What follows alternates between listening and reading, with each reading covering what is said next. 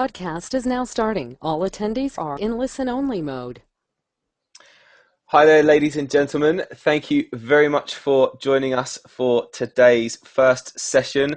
We have a real treat for you in Vern Harnish joining us from Barcelona. Got a fantastic session planned for you. Now, before I do anything, there is beautiful Vern. Isn't he beautiful, everybody? Ladies and gentlemen, how beautiful is Vern Harnish? Anyhow, so before I do anything, can I ask you to please raise your hand just to let me know that you can hear me loud and clear? Thank you very much. Appreciate that. Super. I'm going to put your hands down now. Thank you. As always, we're going to have a very interactive session. Vern is probably going to stop about halfway through and maybe at some intervals throughout to answer some questions. So if you have any questions, you require any clarity over anything at all, please do not hesitate to stop and put your questions in the box on the right-hand side. If you have any defined learnings, please share them with your network using the hashtag WBECS. And also please share on our Facebook wall, facebook.com/WBECS. We're building a huge community there. It's doubled again in the last month, which is awesome. But we really, really highly recommend. Now, for those of you who haven't joined us for any sessions so far, here's the good news. We have some professional note takers joining us today who will be taking some notes for you so that you can focus on the session. But I still encourage you to take your own notes, and you can combine them with those notes that are being taken by the note takers themselves. And you will find those notes, the slides and everything in the members portal. Okay, anyhow, that's all the house cleaning, whatever the hell you call it. So without further ado, let's hand over to my good friend, or introduce my good friend, Vern Harnish. Now, Vern is the founder and CEO and venture columnist in Fortune magazine. He's a founder of the world-renowned Entrepreneurs Organization, EO, and chaired for 15 years EO's premier CEO program, The Birthing of Giants, and WEO's Advanced Business Executive Program, both held at MIT. He's the founder and CEO of Gazelles, a global executive education and coaching company, which is growing very nicely, and I've just been going through some figures with Vern. Very impressive indeed. Now, Vern has spent the past 30 years educating entrepreneurial teams. He's known as the growth guy, and he's syndicated columnist. He's also the venture columnist for Fortune magazine, as I said before, and he's the author of Mastering the Rockefeller Habits, which is endorsed by over 100 CEOs of mid-sized companies, and there's a brand new version in the pipeline, so you can look forward to that. I know many of you will have read that, and if you haven't read it, read it. Trust me, you should, and also buy the new version when it comes out in just a few months' time when it's finished. Okay, without further ado, I would like to hand over to my very good friend, Vern Harnish. Over to you, Vern. Hello, Ben. Hey, and thank you very much for what a wonderful introduction. Hello, coaches. And, like almost everybody, we have our baby pictures. And Ben, I had to share this picture with everyone. So we're big Infusionsoft users as a CRM system for our marketing. And they're also a client of ours. And Clayton Mask, who's the CEO, said, Vern, I had to send you this photo. This was the moment when Clayton signed the $54 million he just got from Goldman Sachs. And he didn't even realize it till he looked at the photo afterwards that he had sitting on his desk a copy of Mastering the Rockefeller Habits. They were just putting together their 2013 plan for the year. And so I've been carrying this around like a baby picture. What I wanted to talk about here and share with all your coaching members is some information that I thought might be useful to their clients that come out of this new book we wrote with Fortune magazine called The Greatest Business Decisions of All Time. And I wanted to kick it off with my favorite quote of all time. And I'm sure folks recognize that our challenge as coaches is, not to have the answers, but make sure that we help our clients, find the right question, because particularly with growth companies, you give them a question, and with enough perseverance and hard work, they'll find the answer. My concern always is that they're working on the wrong question. And I was real lucky. He doesn't do it often, but Jim Collins was kind enough to do the foreword to the book. And it reminded me in his foreword that he said, whenever any of you or your clients have any challenge whatsoever, you need to always ask a who question, not a what, not a when, where, not a why. And I like Simon Sinek, but I don't think why is where you start. I think who is always the first question. I remember, Ben, when I launched the Association of Collegiate Entrepreneurs, and I needed help with marketing.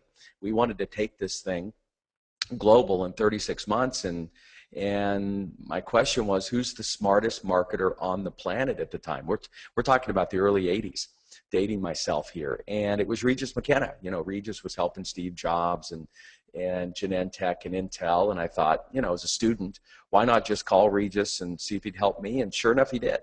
And he assigned a guy who's now a fairly well-known venture capitalist that was on his team to mentor me, and sure enough, in 36 months, we were global.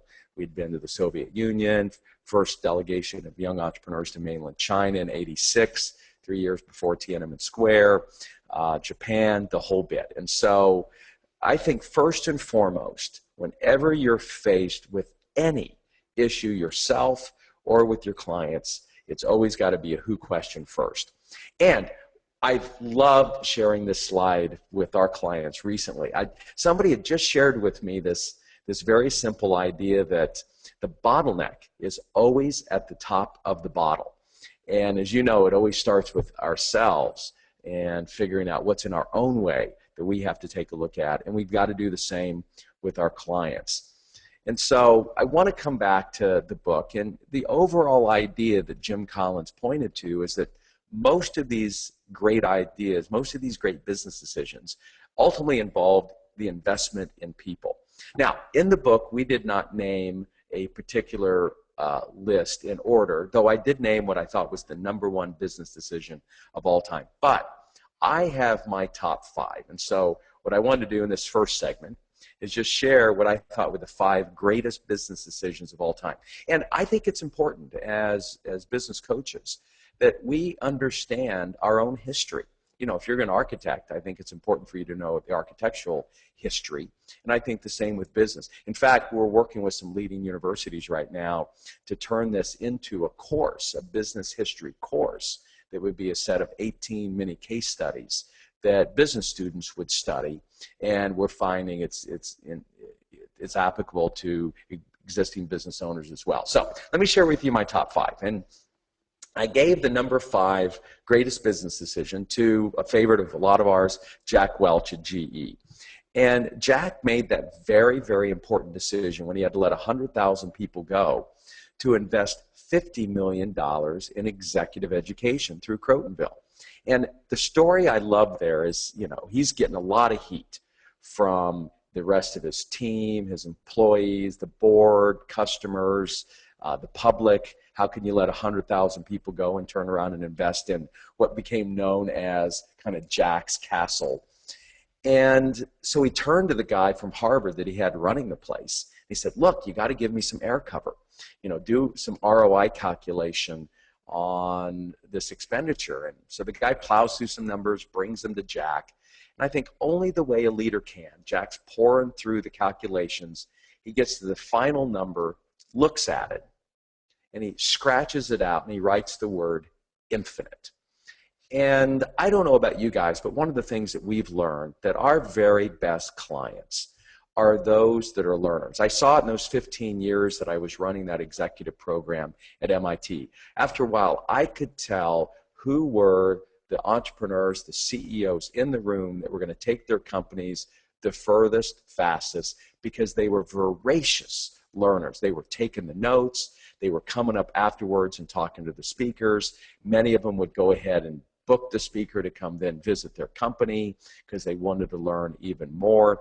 And in fact, it's one of our screens. We'll be on a phone call with a potential client, and somewhere in that conversation, we'll just ask, hey, what have you read lately?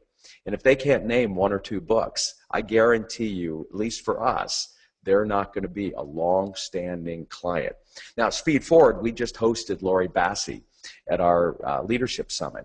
And she was the one at the American Society of Training and Development that looked at the ROI of various investments that companies could make, including investment in CapEx and investment in R&D. And the only thing that returned real ROI, 300% ROI, was education. And so, first of all, Ben, I just want to congratulate you for putting together this event, and all of you 182 coaches that are logged on right now and others that are going to listen to this. The fact billable hours to invest in your own education, we think, is critical. In fact, Keith Cup, who runs our Global Coaching Association, Ben, put together an interesting chart.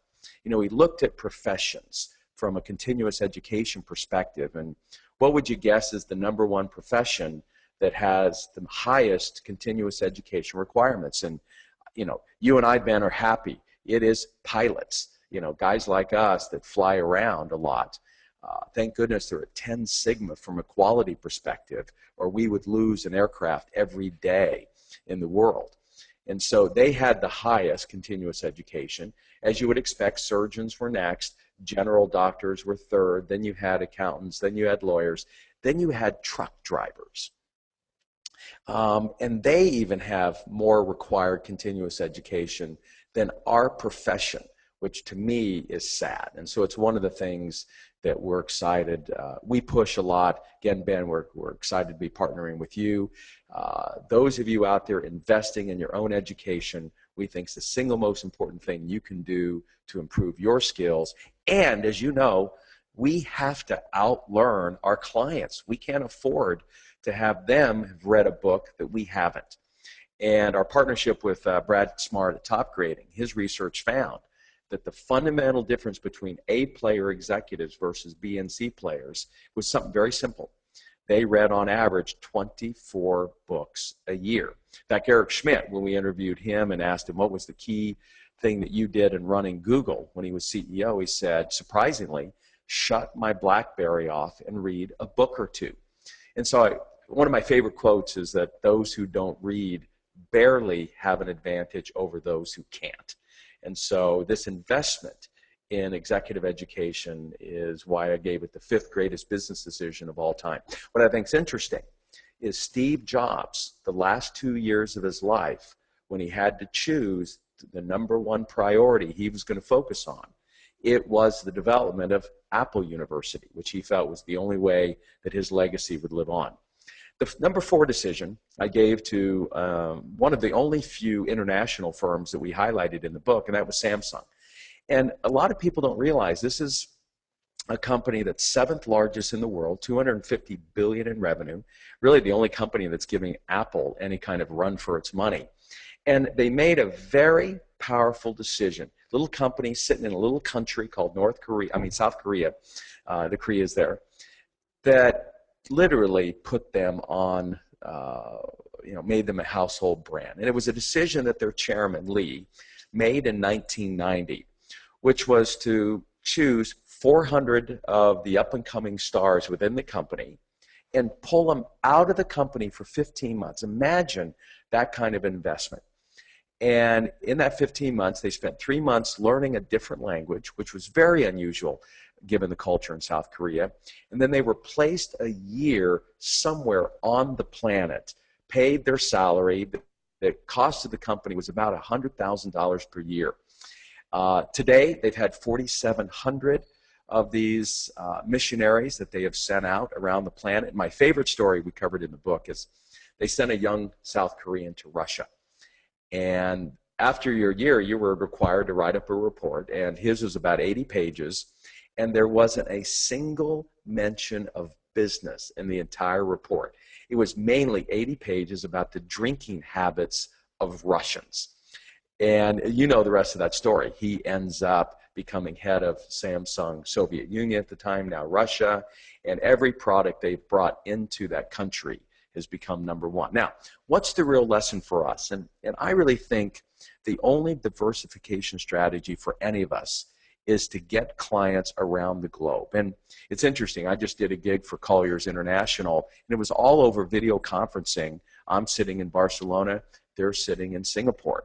Because if one part of the planet's down, you know the other part of the planet's up. And for us, as a coaching firm, we made a decision in 2009, because we were in the midst of the crisis, and we said we wanted 50% of our revenue outside the United States. And it's one of the things that precipitated me moving here in Barcelona. What a lot of folks don't realize is that this European time zone is absolutely the best time zone to play what I call time zone arbitrage. You're smack dab right in the middle between California and the wild, wild East, India, China, and I can be on just normal working hours and be on with our clients in India and China in the morning, have a long Spanish lunch, and then be on with the West in the afternoon. And so two things. I think one, getting out and traveling. One of our coaches is in Vancouver who spends 3 weeks every 3 months in Dubai, and it's given him a great global perspective and that he's able to bring back then to his North American clients who have got to get out of North America as well. And so get global.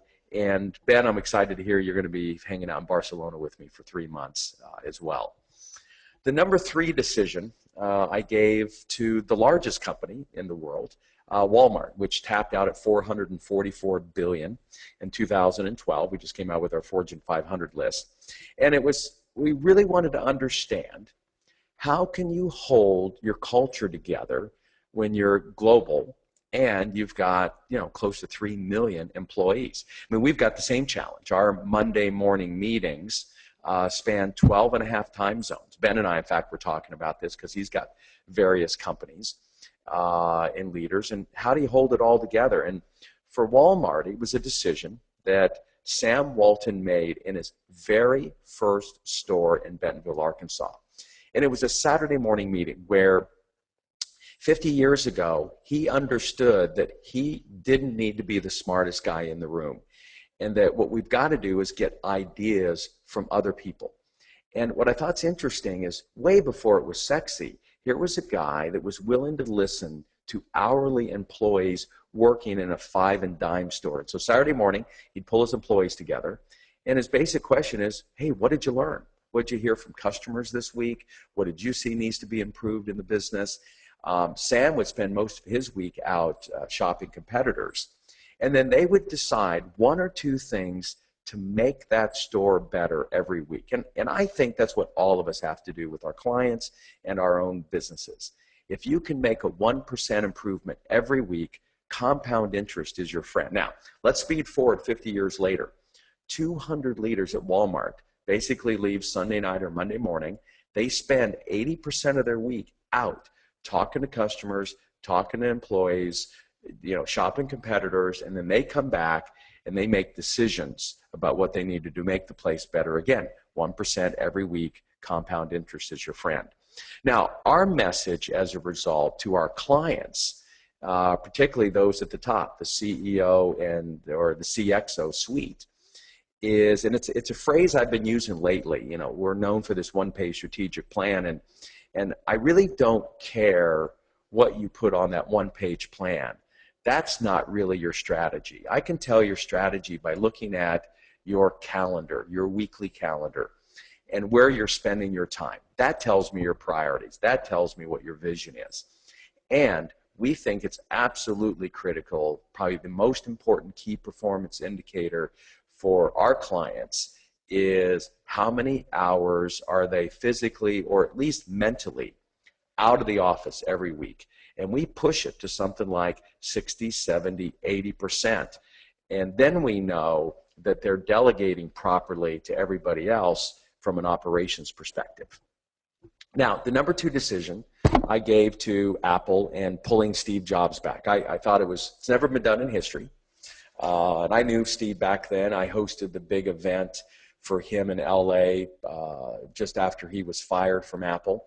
And we had about 1,128 entrepreneurs from all over the world at that event. I had Michael Dell sitting next to Steve Jobs and Kevin Harrington with HSN, and Neil Balter with California Closets, and just a whole lot of cool companies.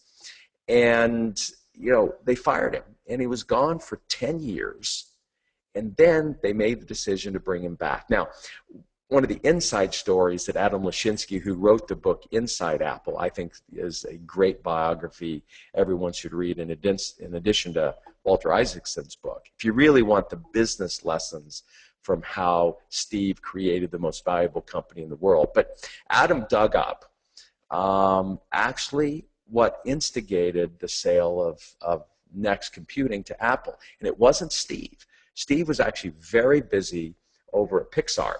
And it was a mid-manager, a guy named Garrett Rice, who independently called another guy in the middle of Apple and said, I really think you guys ought to consider buying the company. And this was all unbeknownst to Steve or the board of directors at Apple, and that's what got the thing started. So thank goodness Steve had an empowered middle manager that got that ball rolling. Now, the lesson that I think we all can take from Steve, and it's the lesson Steve learned in the wilderness years. It's where he grew up sufficiently so that when he got back to Apple, he could have such success, do the greatest work of his life. And that was the power of radical focus.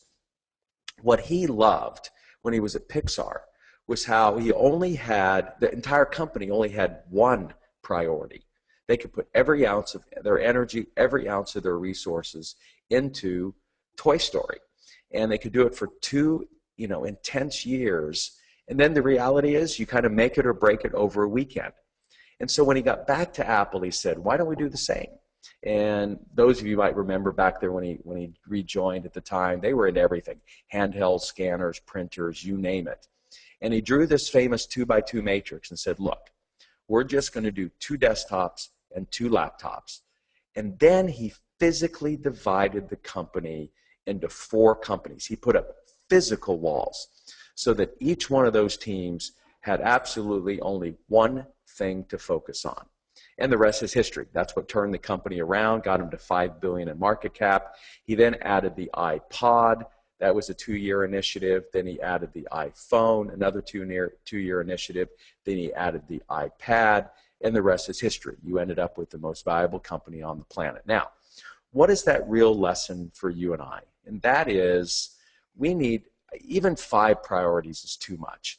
Last year when I chose the priority of writing this book, what was nice, it was the main thing that I could focus on and get done.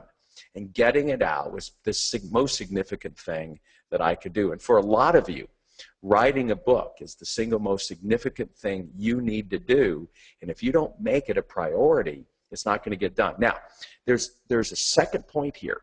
Whatever was the number 1 priority, let's say when Steve decided to launch the retail store, he would physically spend 3 hours a day on that initiative. No more, but no less. By the way, that's exactly what Olympic athletes train. Now, they might do other things as well, work out and the bunch, but whatever their sport, they swim for 3 hours, they bike for 3 hours, they run for 3 hours, they practice what is going to be their key skill for 3 hours a day. And so I really have 2 suggestions. We do it with our clients. I recommend it to you. And that is right now decide what is the single most important thing you need to accomplish in the next 12 to 18 to 24 months.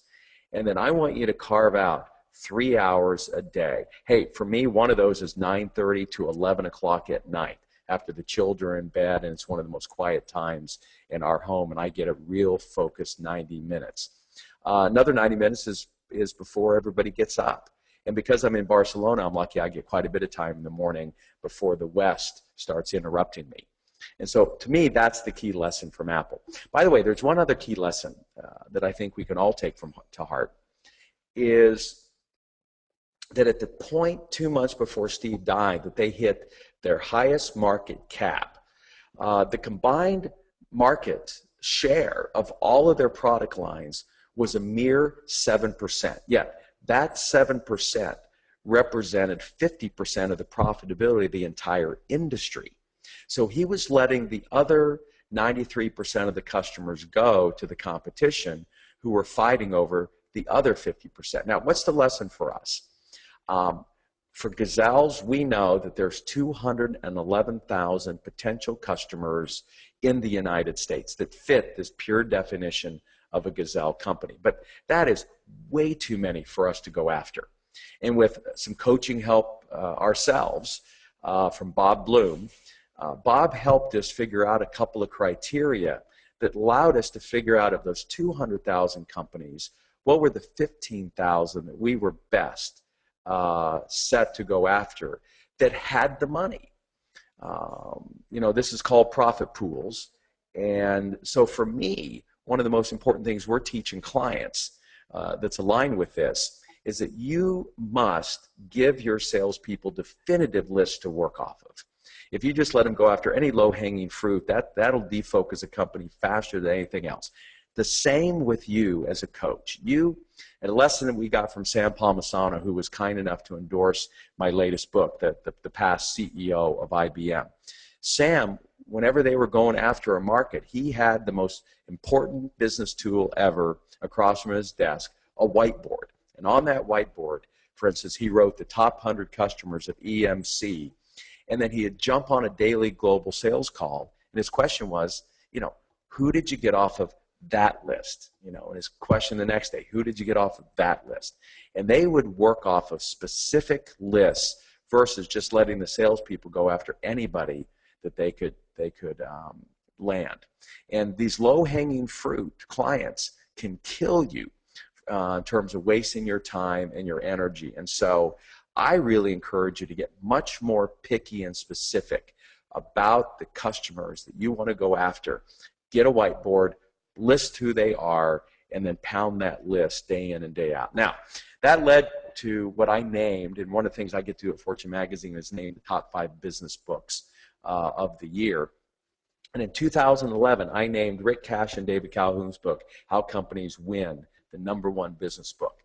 And it was mainly because of the subtitle, which really focused on this idea that World War II to 2007, really almost all the companies that we work with, there was plenty of demand. All you really needed to do was focus on the supply side of the business. Better, faster, cheaper, and you won big.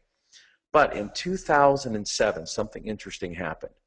And with the advent of the internet now being really popular and 1 billion people moving into the middle class and a lot of reasons, all of a sudden now almost every customer in every industry has much more competition than they've ever faced before. A coach 12 time zones away can be coaching a company right in your backyard through the new technologies. And so their recommendation is that every one of us, our clients and us, are going to have to do the biggest 180-degree pivot we've ever done in business history. And that is shift from focusing on the supply side to the demand side of our business. By the way, it's why all the hottest companies this century are demand generation engines. Google, Amex, Facebook. They don't make anything. All they do is drive demand to folks like authors who are just hoping to get Amazon's attention. So they'll push our book out to their audiences. Now, what does this mean in a practical sense? If I look at our clients, how many of them angst over every penny they might pay on some telecommunication contract for their company?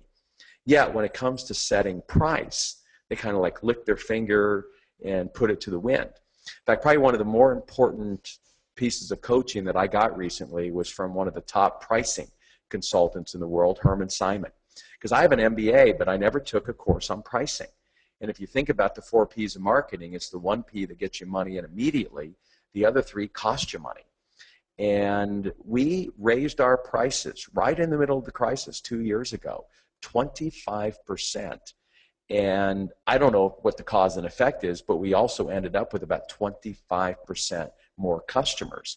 You take 25% price increase plus 25% more customers, and you've got 50% increase in revenue right then and there. And so I think a lot of us just don't understand the real pricing strategies that we could, and therefore we leave a lot of money on the table. By the way, one of our favorite gurus, we've got her course, is Victoria Medvec out of Northwestern University. And if you're ever in a bid situation where you've got to submit an RFP on a contract, always submit 3 bids. And what you want to do is vary the price accordingly to your strength. And that'll shine a real spotlight on that strength and highlight maybe the low bidders that are sitting there trying to steal the business just from a point of price. And so the overall message here is we have to help our clients and ourselves switch from spending 80% of their week focused inside operationally on the supply side of the business and get them, like Walmart, out the door and focused on the demand side of the business. There's this idea of profit pools. I'm going to skip these next couple of slides, and I just want to come back. A guy that died at the same year that Steve Jobs did is Eli Goldratt. And I hope every one of you have read his classic book, The Goal. And the real lesson here, his theory of constraints, is that whatever this number one that you choose to focus on over the next 18 to 24 months, it really has to address the choke point. Now, for some of you, that choke point is yourself. Ben and I were talking before the session that I realized I was in the way of my own consulting practice and had to get out of the way and bring in folks that allowed us to really expand the business over this last 10 years. Sometimes the choke point's within your company. You know, I wish I had written a book 10 years before I did, and that really opened up a critical choke point, allowed me to increase fees and the like, because I had a book that became recognized. And then sometimes what you want to do is really go after the choke point of an industry. That's what Steve Jobs did by coming up with iTunes. You know, almost a out of left field decision. But if he hadn't, the iPod wouldn't be the success it is today. So what you've got to do is make sure, and that's what we do as coaches, is make sure that our clients are choosing the right priority and that it's focused on where the choke point or bottleneck is in the business. And so it comes back to really this simple decision. What is the number one thing that you're going to do over the next 18 to 24 months? By the way, Mark Zuckerberg went through this himself at Facebook. December 2011, we just reported on this in Fortune magazine about a month ago. You know, he woke up one morning and realized that they needed to move quickly over to mobile. And so he pulled together all 10,000 employees underneath literally a white tent, and he said, look, forget the IPO, we've got to go mobile. And he pounded every 90 days for the last 18 months on that single maniacal focus. And we saw this month, this last month, they launched Facebook Home, and they've made their moves into mobile. Now we'll see how that transition goes, but at least he had the guts to do it. So, Ben, this would be probably a pretty good time to take a break and see if anyone's got any kind of questions. Okay, cool. Okay, if you've got any questions, please post them into the box. I've got some here. On the chat box, that is, I should say. Lots of great feedback, by the way, Vern. Thank you very much for that. Okay, quick question is, as a coach, where do you feel that we should be focusing our efforts in terms of maximizing our own growth and the return on investment that we're making within our businesses? Well, I think it's twofold. I think, one, investing in your own education. I do think there's an increasingly larger number of coaches out there, and I think the only way to really differentiate yourself is to outlearn your competition, no different than what we recommend to our clients. And I think, number two, for you to spend a lot more time marketing. And the real advice that Regis McKenna gave me way back in the early 80s, and what he had Rich Moran do for me, was I remember him holding his finger up, and we said, what's the key to marketing? He put his single finger up, and it was to spend 1 hour a week in marketing activities. And one of the most powerful activities was, and it's something that Keith Ferrazzi recommends today, is to get out a piece of paper and write down, depending on the size of your coaching practice, but let's start with, what are the 50 people that are going to be critical to me doubling my business next? It could be a local editor at the newspaper that could maybe start carrying a column that gets you publicity or does a news piece on you every once in a while. It could be 2 or 3 key advisors. It could be for us, we've got almost 2,000 customers, but there's 22 of those 50 that are opinion leaders within their industry. and they really help us get more clients within that industry. And so you might have some key customers that you need to have on that list. And then what Keith suggests is you understand who the top 20 are and the next 30. And for sure, the top 20, what I do is I put them in my Bing and Google alerts, so that if anything pops about that individual, I wanted to build a relationship with Herman Simon, this author of Hidden Champions, who helps companies go global. And so I put his name in the search engine alerts, and every time something would pop about him, it'd give me a reason to reach out to him and send him a note. And that's how I built a bridge between us and Herman, and he's now on our global advisory board. And so make that list, work that list as part of a 1-hour marketing activity, and then continue to invest in yourself. Ben, you got another one, and then we'll move on. Thanks for that, Ben. Okay, so Ben, you spend a lot of time with some of the biggest names in business. What would be your tips for getting in front of and sitting down with not necessarily the biggest names in business, but big organizations and key figures within organizations? Again, I wanted to get to Greg Brenneman. Greg's, runs a private equity firm out of Houston. You might recognize him as one of the guys that helped turn around Continental Airlines. And since then, he's helped turn around Burger King and many other firms. And he's got about 50 companies in his portfolio. So we just wanted to get to know him, have him get involved with what we're doing. And so again, I put his name, I went through my own network to find out who might know him so I could at least get an introduction. But, those are usually a nice kind of thing. But how do you then begin to build that relationship? And every time something would pop about Greg, and I particularly got to know Greg's assistant, I would send a quick note to her saying, hey, I just saw Greg was in the news. I just want to congratulate him for this, that, and the other thing. And sure enough, at about 3 years, there was an opportunity for me to be in Houston. And long story short, we've made a connection. And he's actually subsequently invested in an airline that's run by a friend of mine here in Barcelona, and those relationships have just deepened beyond that. So, put their name on a list, put them in the search engines, find out where they are. I remember Arthur Lipper, I needed to get to him, who was running Venture Magazine, and I wanted his help when I was building ACE.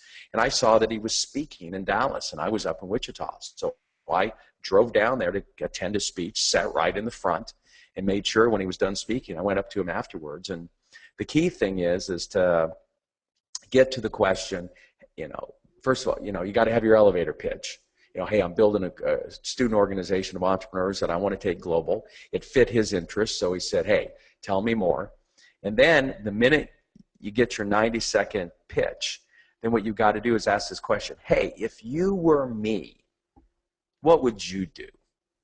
And that way you get them talking about their favorite conversation, their favorite person, which is themselves. And that works with clients as well as it works with these top gurus, wherever it is that you need to get to support your business. So, Ben, thanks for those questions. Let me move on to what we found was the number one, and I did name this decision in the book as the number one greatest business decision.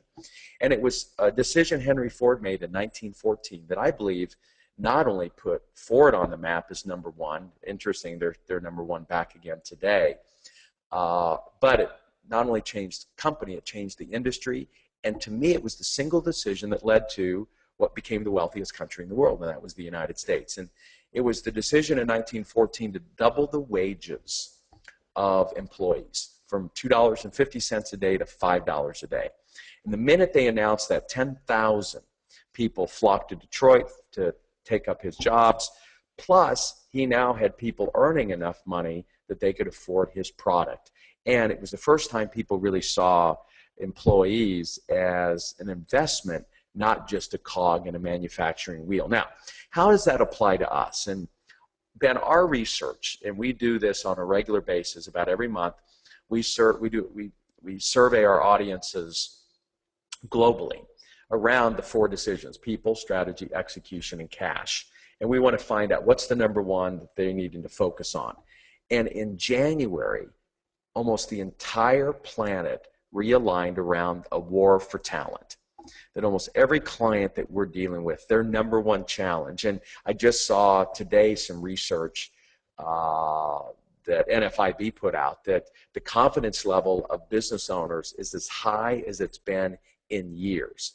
And so hiring is back, growth is back. We're seeing it among our own clients. And in fact, in my today's Insight, I highlighted a client of ours that went from 25 employees last year to 325. And his challenge was, how did he find and hire the right 300 employees that he needed to grow the business? And we think part of that is, just like you're going to have to up your game in pricing, I think everyone's going to have to up their game in payroll. I mean, for most folks, your payroll is your single largest expense. I know it is with your clients. And how they spend that payroll, I think, is one of the most important strategic decisions they're going to need to make. And so I've been pointing out a couple examples. The Container Store, most of you guys know their story if you're in the U.S., one of the great places to work that we've recognized at Fortune Magazine for years. And they have a very simple formula. They believe one great employee can replace 3 good, and we've seen that in every field. As a result, they pay twice as much, $20 an hour versus $10 an hour. But if you're getting 3 times the productivity, you actually are ahead of the game. And then, here it is, this theme again, they do 160 hours of training a year, where in most retail it's 10 hours of training. And so they have a very simple formula. We'd rather have a whole lot less better paid smart folk than a whole bunch of low paid stupid folk. And I think that applies everywhere. So that's at the retail level. Let me now go to the whole other.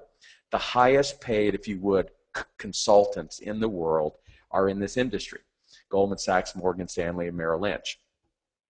Now, these are the number pre-crisis. At the time, all 3 companies actually had about the same profitability. They had identical payrolls. But what was interesting is Goldman was the first company that had $500,000 per employee average compensation, with half the employees that Morgan Stanley and Merrill Lynch did.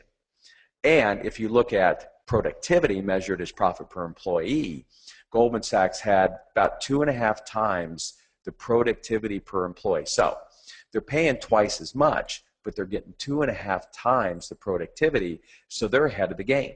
And when they need to hire folks, they're able to poach the best from the other companies. Now, let's speed forward post the crisis. Merrill Lynch is basically gone from a independent company status. And look at Goldman versus Morgan. Now, almost twice the profitability, still running about half the number of employees with roughly twice the compensation per employee. Not quite, but look at the difference in productivity.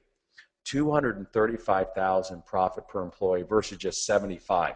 It's something now over 3 times. So, and Costco's done the same by paying their people slightly better than Sam's Club, and therefore all their operating results have been a lot better. We've seen examples of this with our clients all over the world. Simon Lim here in Malaysia, which I'll skip by. I just want to come back to a quote that Jack Welch made. I think he was right, that, basically we need less people paid more with a lower total wage cost. And that's something we're going to have as coaches. We're going to have to help our clients focus on. And so the challenge that we have put not only to ourselves as a coaching organization, but to our clients, is that we've got to figure out a way to double our revenue per employee in the next 5 to 10 years, so we can get all of our real comp up by 50% after inflation. And if you do that, it's a win-win-win-win-win. One last example. So we talked about pricing and the importance of really getting more strategic. We've talked about wages and how to get much more strategic. I did not include Facebook in the new book because they're too young, and they've been able to do in 8 years what it's taken most companies 80 years to achieve, and even against the hotshot companies of the 21st century, they have way outperformed them. So what's the key? Well, my first concern is that this Rockefeller habits that we teach companies might not be relevant in the 21st century. But thank goodness, Adam Lashinsky again, who wrote the Apple chapter in my book, wrote a great article earlier this year called Inside Facebook. And the great news is that the leadership, including Mark at Facebook, are as disciplined as a John D. Rockefeller. They have their Monday meetings, they have their Friday council meeting, he and Cheryl, they have their daily scrum meetings, they have their quarterly priority setting. They practice these fundamentals that haven't changed since I've reported them out from John D. Rockefeller's days. But it's not sufficient. There's one more thing all of us must do if we're going to outperform the folks next door. And that is, and it comes back to what is the most competitive weapon of the information age, which is the human brain. And I have a picture, by the way, of the male brain, but I'll skip this photo real quick. Maybe you'll see a glance of it. But if we get back to the real topic at hand, in essence, Jim Collins said you've got to get the right butts on the right seats. And that's still important. But it's not sufficient. Who's going to win and win big this century is who absolutely gets the most people on their bus. Now, think about it. Facebook has 1 billion employees, that's all of us that have Facebook pages, for whom they've paid nothing. Yet we're the ones that have really driven their value. Same with Amazon. I mean, the real value of Amazon is all of the feedback and the rankings and all of that millions of us have provided to the various products and services and books that they offer. So how does that apply to us? Well, I have to write a column. I have to write these Fortune columns. I have to, to build my brand, and you ought to be doing the same in your local market. I've got books to write. I've got my weekly insights that I put out. I've got my own syndicated column, as Ben had mentioned. Where do you get these ideas? Now, if I had to hire stringers to go out and round up these stories, it would cost me a fortune. But just today, again, in my insight, I've got a topic for my next Fortune Venture column. And so I put it out to my crowd, the 58,000 people that get my weekly insights. And I said, hey, I'm looking for ideas, and our coaches see these as well, that would be good sales and revenue boosters. And I'll get many of our coaches and our clients that will say, hey, we've got a great idea. And they win because I then cover them in Fortune magazine, and so they get some publicity for their company. I win because I get great ideas I wouldn't have found otherwise from all over the planet. And obviously the audience wins. My editors are always amazed at the variety of stories that and examples we're able to come up with. And that's, again, because I am tapping into the wisdom of my crowd. And so I think every one of us in the 21st century has to figure out, how do I get a lot more people to help me build my practice, build my coaching organization, and we need to help our clients figure out the same thing. And the guy that I admire here, I named his book one of the top 5 last year, is Peter Diamandis. And one of the first things I think every one of us needs to do is quit reading the news, because all it does is depress you. Our rule in the media is it leads only if it bleeds. So we've got to report the bad stuff, and it can get you down pretty quick. And so I recommend every one of you out there get Peter's book, if you haven't read it already, called Abundance, and set it on your nightstand. And every night before you go to bed, you read a few pages out of this. This will, as he says, show you that the future is much better than you think. And once you have that attitude, your business is going to be so much better. And then what's great is he goes industry by industry by industry and shows how technology is going to transform it. And I think every one of us has to get ahead of that curve in our own field as well as that of our clients. I'm going to skip this example, and let me get to the next section that I wanted to cover. And then I want to make sure we leave some time for Q&A. So those of you that are familiar with our work, the Rockefeller Habits, know that we feel like there are 4 decisions that the companies have to get right, that we as coaches have to help these companies get right. And that's the people side of the business, the strategy, the execution, and cash. And we've got a set of one-page tools that that are open source. You're all free to use them. There's no charge. That can be helpful to help your clients figure out, do we have the right butts on the seats and like. And I'll give you guys a heads up. We have done the first major edit of those tools in 10 years, and we'll be releasing those this fall. But what I wanted to do is I wanted to highlight two particular tools that might be useful for you to use with your clients. And the first is what we call the Me Living Legacy tool. And a lot of you probably realized in coaching your clients that it's important first for you to understand what are the goals, the personal goals of that CEO or of that executive. By knowing that, first of all, it's interesting, you're able to build a much closer relationship with those people when you know that information about them. And number two, it's going to help you better align the company's goals with their personal goals and vice versa. So we really recommend that the first thing you do, when the relationship is strong enough, that you say, hey, we'd really like to sit down and put together a one-page personal plan for you. And what it does is it mirrors these 4 decisions, but for your personal life. So rather than people, it's relationships. Rather than strategy, it's achievements. Rather than execution, it's rituals, which we love that word versus routine. You can take any routine and ritualize it, and it gives it much more meaning. And then rather than cash, we've got wealth. And like many of you know with our process, then we get individuals, executives to think about, long-term, 10 to 25 years, medium time, kind of the next year, and then short-term, the next 90 days. And particularly in the next 90 days, for instance, on relationships, what's a critical relationship that you need to start spending some more time with? So for me, I've got 4 children, and our youngest, Quinn, who's 5, even though I work from home and travel, one day he came to me and he kind of grabbed my face and he said, Dad, you need to play with me. And Ben and I were talking just before, again, this webinar about Chip Heath. And Chip and I become good friends. And one of the reasons is both Chip and I kind of stole an idea from his book, Switch, where, long story short, they found through some research that if you'll spend just 15 minutes a day with your child playing the way they want to play, not the way you want to play. So I'm a mechanical engineer, and if we're playing Thomas the Train, I know how to build a proper track. But that's not the point.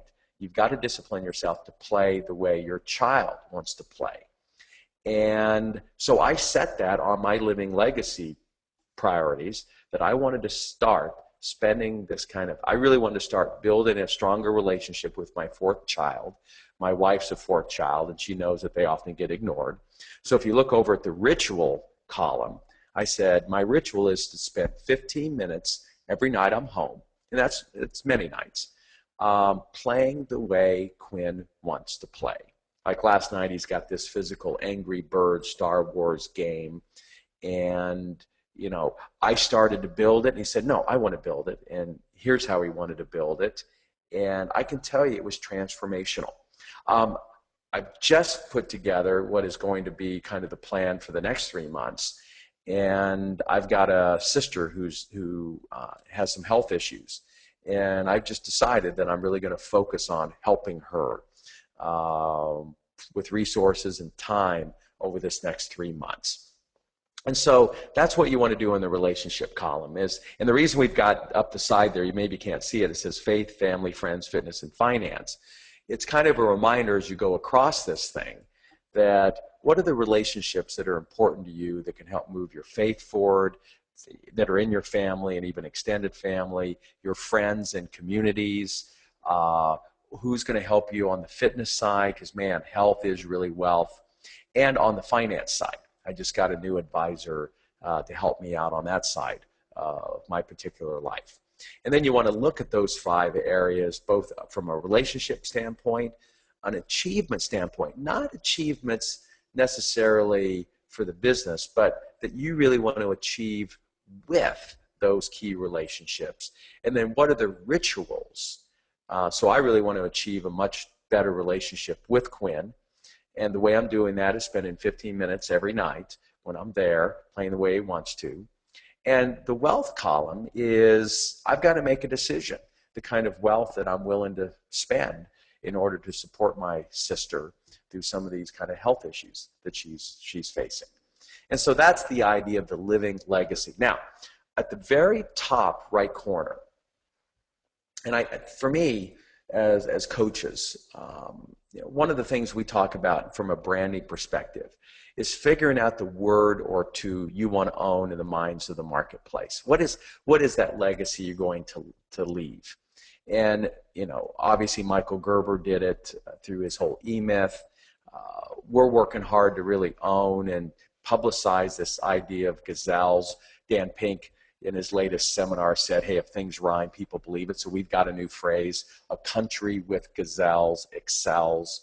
And as a result, we're working with the leadership of the UK, Vince Cable, who's their business secretary, to see if we can help them identify the gazelles in that country and then be there to help coach those gazelles, because we think they're critical to the economic activity of a country like the UK. I'm trying to do something similar here in Spain.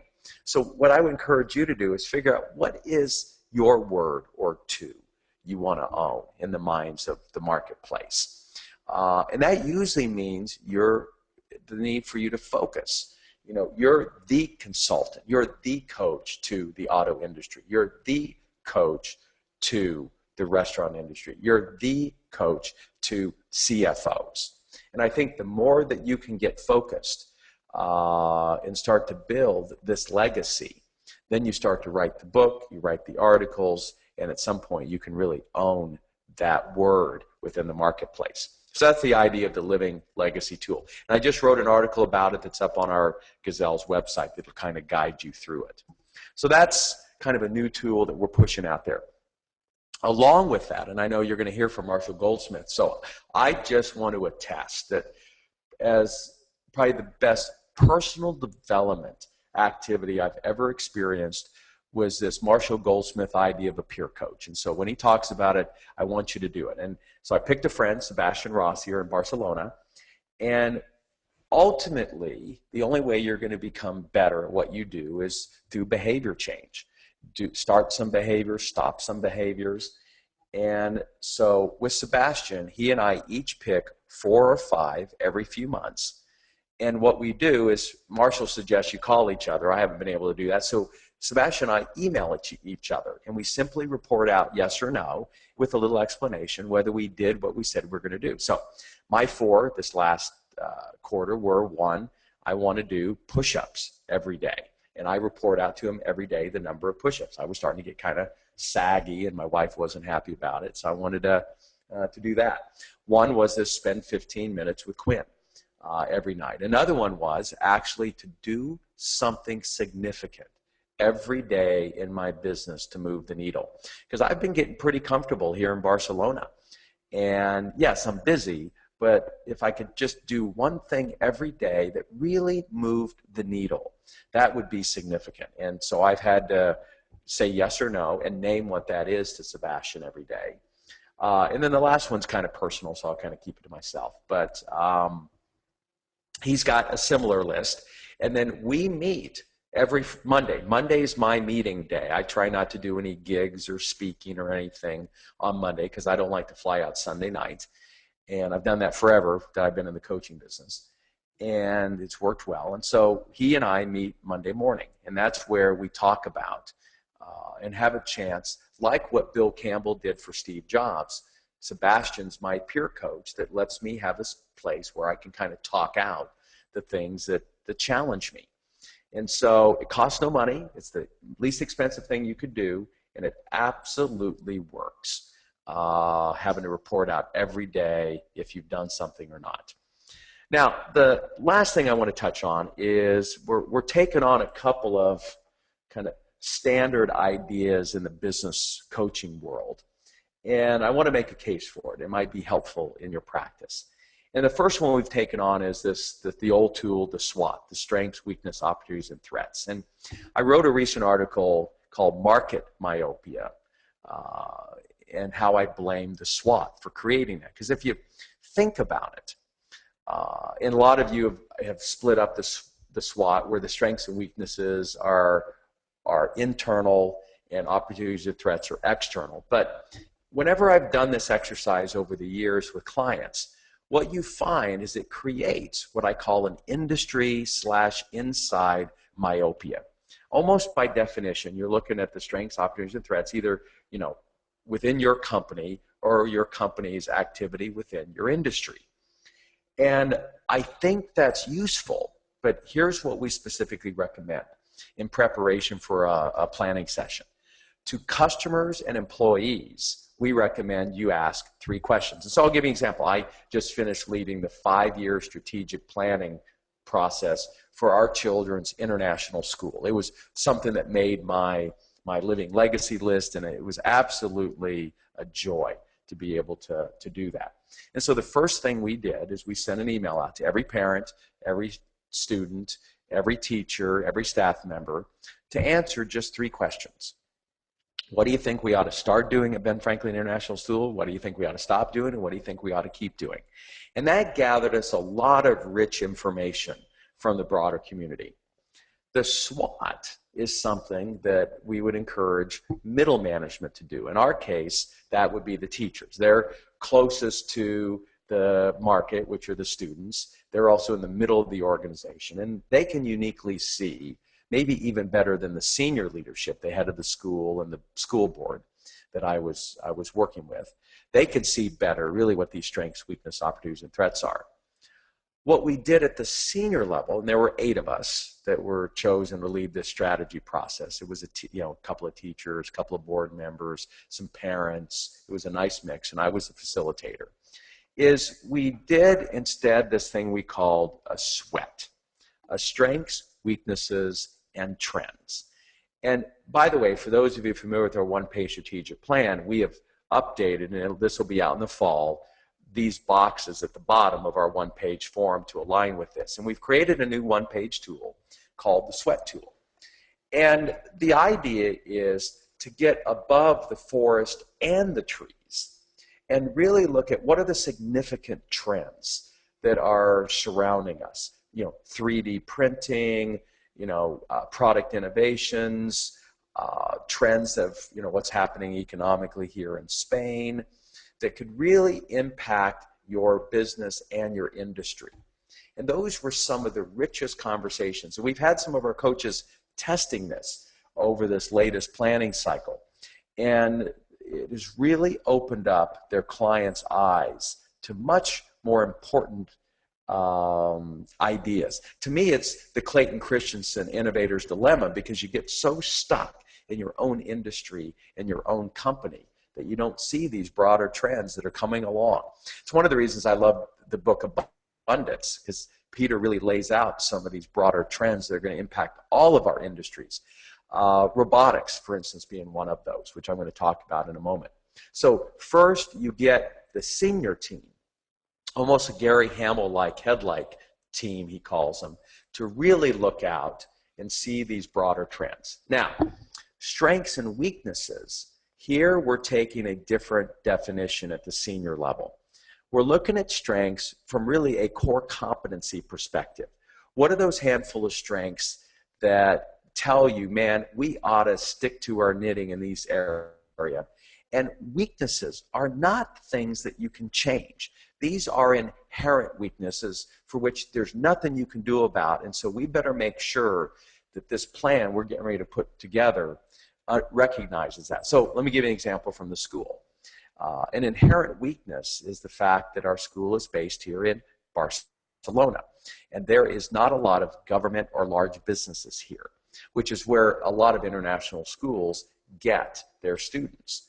So we have had to face that brutal fact, as Jim Collins would say, and adapt. And what's interesting is our main market actually is Silicon Valley entrepreneurs, because San Francisco is a lot like Barcelona, who have sold their company, want to take a sabbatical, and they come here for a year or two because they also want their children to get an international experience and learn Spanish.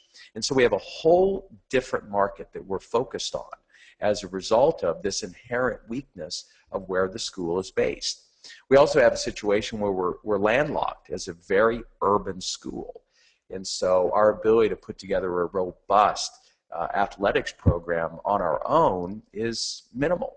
And we need to recognize that and make decisions that augment our program by partnering with other folks. So that's our new, what we call, sweat tool. Now, just for fun, one of my latest columns for 2013 were what I thought were the 5 biggest trends that I think we need to pay attention to that are going to impact our industries and our clients' industries. So number 5, I gave to this idea of robots per capita. And I think it's probably the single most important KPI for companies and countries. By the way, what it means is that a lot of the professions, let's start with the medical profession. I would rather have a robot in many cases now operate on me. They're much more precise and steady than I do a doctor. A lot of legal and accounting work is going to be replaced with computers. And I think we're going to be able to evaluate the success of our companies, our clients, and our countries by this simple metric, robots per capita. This is the kind of trend that we've had our clients thinking about and seeing how that might impact the direction of their particular company. I gave number 4 to an idea David Merriman Scott, the great marketer, came up with called newsjacking. It's the title of one of his latest books. And here's something every one of you can do as coaches. I've been doing it myself, which is whenever there's breaking news, what you want to do is quickly blog about it, tweet about it, and because most journalists, including myself, are fairly lazy, we're going to be looking for stories that can kind of fill in the main story. And if you can figure out a way to get into the second paragraph of major stories, like for instance, Vince Cable, this business secretary in the UK, is talking about the country needing more gazelles. Our coaching partner up there alerted me to this, and so through a friend, I arranged an interview with Business Review magazine to talk about the importance of gazelles in the economy and how they get no respect by governments. And that got picked up. And as a result, it put Vince Cable and myself together to put together this initiative that hopefully is going to be launched in the fall. So it was grabbing onto a current news item and figuring out a way to newsjack it so you can get some attention yourself, locally or globally. The number 3 big trend I gave to Vijay Govindara's idea of reverse innovation. I named his book one of the top 5 business books last year in 2012. And it's this idea that many of our clients need to be looking to the developing or the real growth world for innovations, as opposed to think that we're going to take innovations from the first world and take it to the third world. So how did that impact our business? Well, we got called in to do some work in Poland with a company called AmRest, and they really wanted to learn top grading. The problem is I wasn't going to get Jeff or Brad Smart to Poland anytime soon. And so that drove us to develop this online course that folks at AmRest can take from the comfort of their office in partnership with Brad Smart. And now it's something that we can offer companies all over the world. That was an innovation in our business that I was pushed into by the developing countries versus something that I came to on my own in the first world. And so I encourage you to take a look at it and get your clients to be looking more international. It's one of the reasons why we're excited to be doing business in India. It's really pushed us to innovate in our coaching and education business as a result. And I gave the number 1 trend idea to Jim Collins' return on luck. We hosted Jim last year at our leadership summit, and he was the first guy to really research this idea that, you know what, 50% of our success is really due to luck. We just have to face that music. And so we wanted to see if the great companies had more luck than the not-so-great companies. And what he found at the end of the day is, yes, they had more luck, but it was slightly more bad luck. And that the folks who won big were those that made the most of their good or bad luck. And so Ben and I, again, were talking about this before the webinar. I'm sitting there. Jim was kind enough to pause and say, hey, think about a time when luck came your way that you didn't fully maximize it, or some bad luck came your way and you didn't turn it into something good. And I turned to a friend of mine, Doug, and I started lamenting about how, I had a chance to invest in Apple. I have the original $156,000 document where they were raising that initial money. I could have put it in. I could have put money into Dell and many of the other firms that were part of ACE and in those early meetings that we had hosted. And so I was just kicking myself. In fact, I'd actually had Mark Zuckerberg when he was a student at Harvard in one of my workshops that I was holding over at Babson. And that was one that got away. So I'm sitting there crying about the lost ones. When it dawned on me, who right now in our audience do I think is the next Steve Jobs or Michael Dell or Bill Gates? And I knew immediately it was Jeff.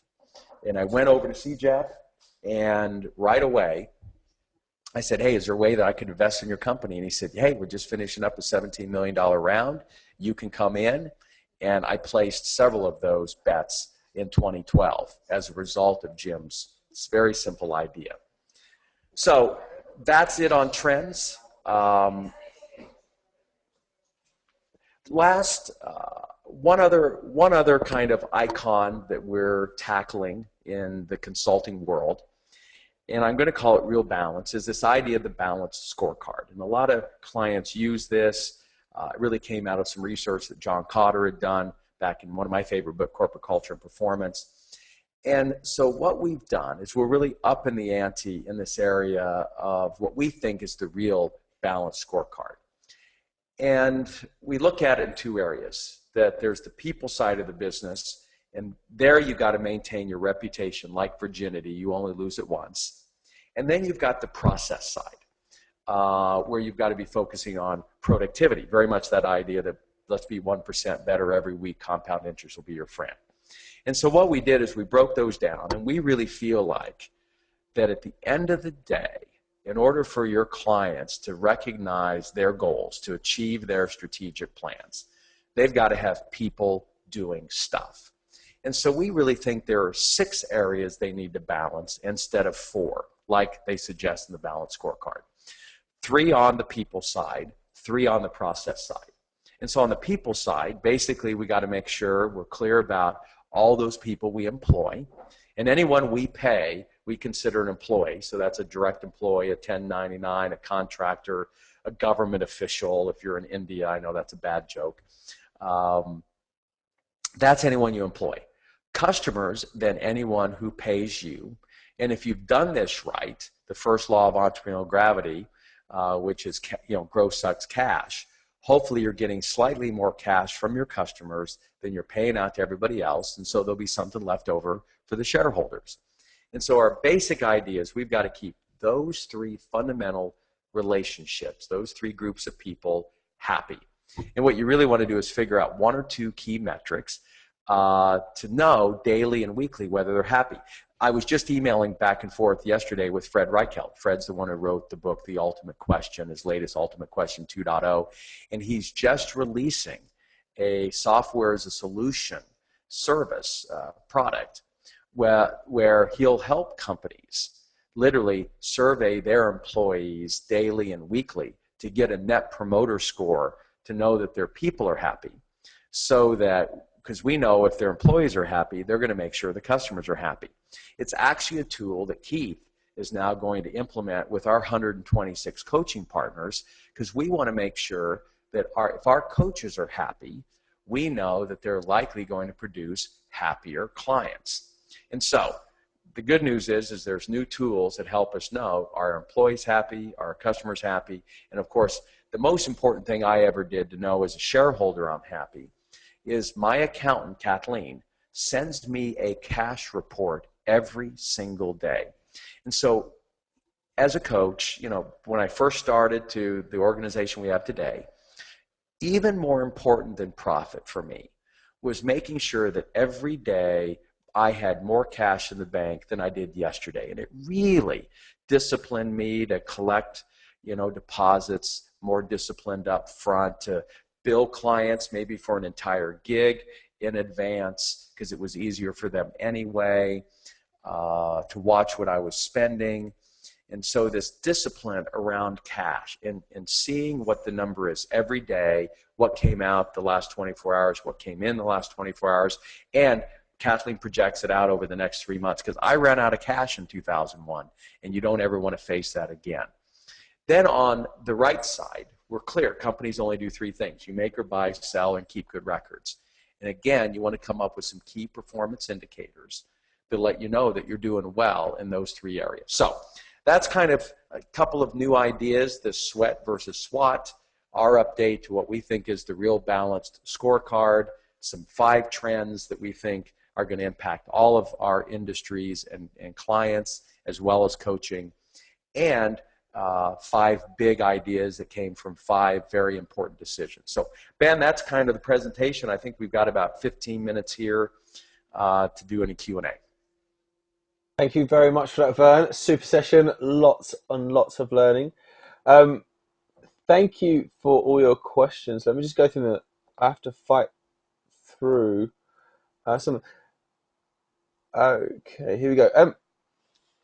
Okay, Vern, how do you ensure that you're looking out far enough with trends so that you see disruptions?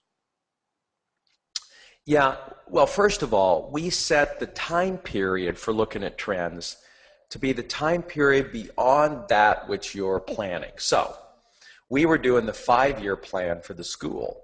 So we really looked out at trends that we thought were going to be over the next 10 to 20 years. So I had every one of the strategic planning members read Abundance, for instance, by Peter Diamandis. Because think about it, we're educating a kindergartner, and we've got to have some kind of idea that we're teaching them that's going to be relevant 15, 20 years from now when they're out there in the workforce.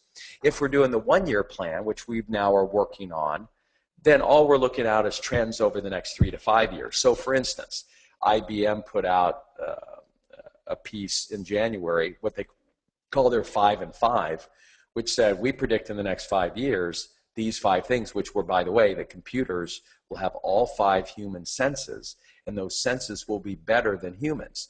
Now, what's that driven us to do? We're really working hard on the flipped classroom. How do we bring some of this technology into the classroom so it takes some of the load off of the teacher, so the teacher can be more of a coach than being the one who actually has to do the teaching. And obviously, if you're doing a quarterly, then you just want to look at what are the immediate trends over the next 12 months. So you want to vary the time frame, one time frame beyond your planning horizon. And by the way, when you're looking at trends 10 to 20 years out, you know, they are wild ass guesses, but wags. But you know, you got to take a shot at the best resources you can round up. Thanks for that, Ben. You mentioned about these forms you were going through. Are they downloadable on your website? They are. You can go to gazelles.com. The new form isn't yet. That'll be out in the fall. But I wanted to give your audience a preview of our thinking around this sweat versus the SWOT. And if folks are signed up for my weekly insights at gazelles.com, then we'll alert them when these new tools are available. Right now, we've got our coaching partners practicing them with clients in this latest quarterly planning session. We want to get their feedback, and then we'll release all of them. But we got new people tools. We've updated the one-page strategic plan, and we've even updated our one-page execution checklist for the first time in 10 years. Awesome. Okay, so you talked earlier on about the needle and moving the needle. How do you identify what will actually move the needle?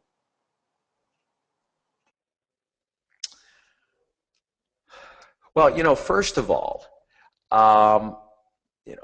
the first thing we have clients do, well, first, we believe the answer is within you. The problem is you need enough talk time. And this is research that came out of the area of grieving, that, you know, the most important thing a person who's grieving needs to do is speak about it. And now we understand why, because we can watch brainwave scans. And when you're sitting around thinking about something, your amygdala, that fight or flight response, lights up. And the harder you think, the more it just upsets your stomach. Only when you speak about it does the amygdala shut down and your prefrontal lobes light up like a Christmas tree. So, in EO and YPO, we have these monthly forums that give us an opportunity to kind of talk out what our issues are. Steve Jobs' coach, Bill Campbell, would do a walk and talk with Steve every Sunday for an hour.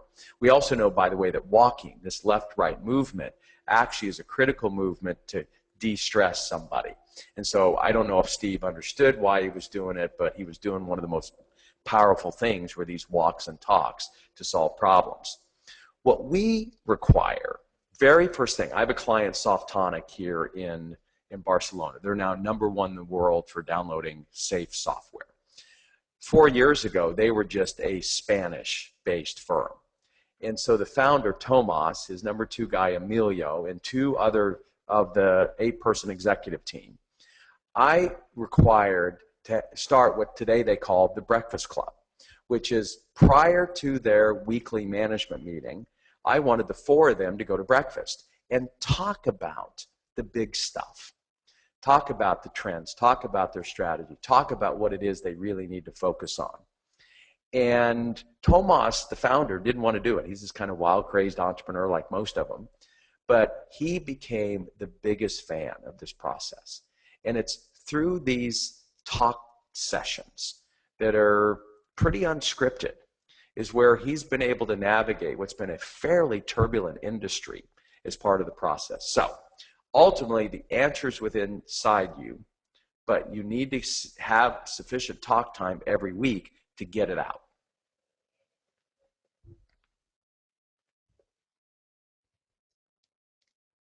Thank you, Ben. Sorry, I was muting myself there. Vern, No worries. what would you say is the #1 challenge facing business coaches who want to grow their business? I think there's twofold. I think being stuck in a certain geography, and I think because we're going to have to help all of our clients think globally, I think we ourselves are going to have to get some global experience. And so if you're sitting in Memphis, Tennessee, and that's your world, or all you're doing is really working with clients across the U.S., I think that's going to be a real detriment. So I think it's one, getting a much more global perspective. Because #2, anybody now can coach anywhere. And I think the biggest challenge is this is an industry that a lot of people around the world are piling into. There's 1.4 billion people moving in the middle class, and a lot of them are much hungrier than you and me, literally. And they're willing to work harder than you and me. And we've got a client that's off the coast of India who is consulting with clients in the United States for a fraction of the price that local consultants can charge. And he can do it from Sri Lanka. So I think the dramatically increased competition and the global nature of business are the 2 areas that I think coaches are going to have to address. And I think part of the key then is to get radically focused and become the coach to a particular narrow industry and then follow that industry around the planet. It's what Herman Simon calls a hidden champion. There's one hidden champion company that only have 8 employees, but they own 100% global market share because they're the only company that can consult and design and install high-end pipe organs for large cathedrals and opera houses. And they have huge margins and a waiting list. And that's what you want in every industry, including coaching. Okay, so next question is this. If we got time for, I'm going to say 1 or 2 questions, something like that, if that's okay, Ben.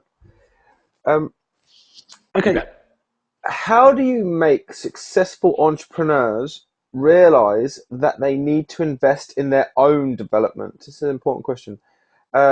They derive their confidence, their knowing what they are and what they're best at. As executive coaches, we face many such clients who have so-called arrogance about their own abilities. How do we get past that?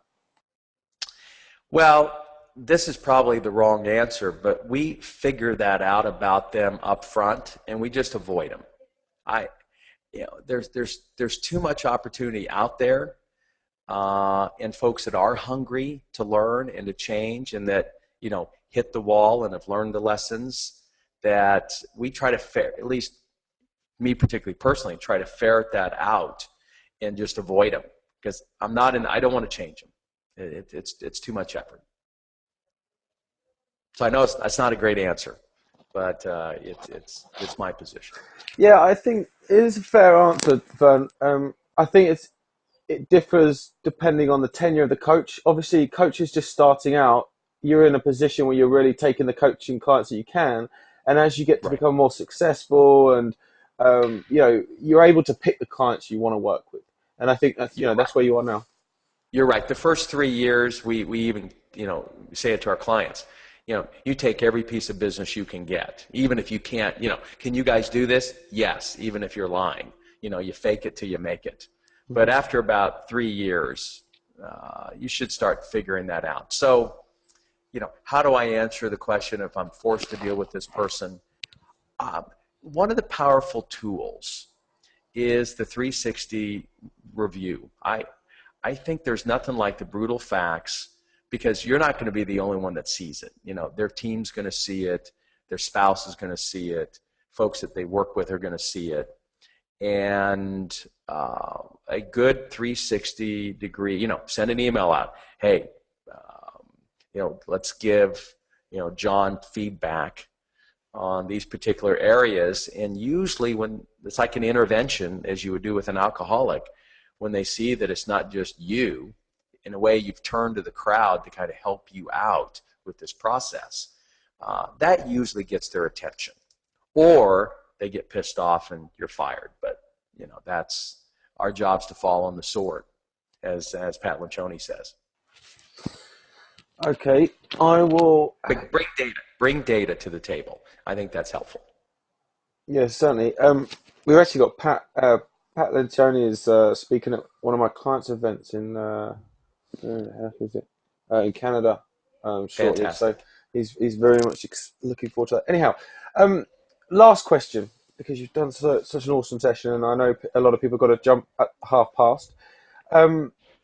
What is the distinction between coaching the leader and coaching on business strategy? What would you say is the distinction? Well, first of all, Ben, it's critical that you're pointing out that there is a distinction in coaching approaches. We're pretty clear, even though our coaching partners do a lot of individual coaching. We're really there to coach the company on its strategy, and really almost have the fiduciary responsibility to protect the company's interests versus any one of the individual's interests. And I think that's the main distinction. The skill sets are dramatically different as well. When you're doing one-on-one executive coaching, there you're really trying to get at these bottlenecks that are within the individual. When you're really working strategy for a company, your knowledge, the individual coaching, you've got to have a lot more empathy. On the strategy coaching, you just have got to have a lot more horsepower and knowledge, because you'd better be up on the trends. You better understand what's going on in the industry, because you get the strategy wrong in helping a client, and you're going to waste the next several years of execution, and that's disastrous. So we actually have some specialized teams that we send in, and our coaches are starting to see themselves as more GPs, and that there are certain specialists that we need to bring in. But there you've got to have kind of a full pie, expanding pie mentality, that there's plenty of business for everyone versus just trying to protect your client. Awesome. Thank you so much, Vern, for that. It was an absolutely awesome session. Honestly, we had so much good feedback. However, can you please post this feedback on our Facebook wall? It's great for Vern, and it's great for us as well, because obviously people get to see what's happening throughout this event, and also they get to learn about Vern through your post, because that will actually be posted into your feed, and people will learn about his thought leadership. So please go to facebook.com/WBECS. Let me quickly look at the schedule and see what other sessions we have today. Okay, we have a very interesting panel happening in about an hour and a half, which is going to be all about, I basically brought together the top organizations in the world who are doing pro bono coaching. So a lot of coaches, when they get to a certain level, and even those coaches that are even starting out, they start looking at how they can give back. And I've brought together the leaders of the largest organizations in that field to run a panel. And it'll be really fascinating. It's led by a gentleman called Darren Robson, who is just an incredible man. He's actually one of the directors of the Association for Coaching. But I hang out with him every so often, and he just blows my mind with some of the things he does. He does the things like he'll just rock into Africa and just start up a chicken business, and then just hand it over to a village who will buy it off him. He'll loan it to them, then they'll pay off the loan within a couple of months, and then they own it. And then he'll go back and invest that money into another one, and just building all these chicken coops. And then before he knows, he's obviously helping them with the leadership skills and the coaching around it and everything. And before you know it, they've got one of the most affluent villages in town, in the city. So it's just does amazing things. Anyway, so join that session, an hour and a half. We then also have Brian Underhill, who's going to be joining us at 10:30 UK time, which is going to be 5:30 New York time. And he's going to be talking about how executives or how coaches are sourced. I mean, he's probably helped match more executive coaching services than anyone in the world, I would say, from my experience. I mean, millions and millions and millions of dollars worth of executive coaching services he's matched. So he has a really great insight, and he's done some great research studies into why exactly it is that corporates, organizations actually hire executive coaches. So he's a great guy to learn from. Anyhow, I'm going to call this session to an end. And before I do it, I can say one big thank you to everyone for joining us. And a huge thank you once again to Vern for joining us in Barcelona. It really was a pleasure, Vern, and thank you so much for today's session. You bet. Thanks, man. Take care, everyone. Goodbye.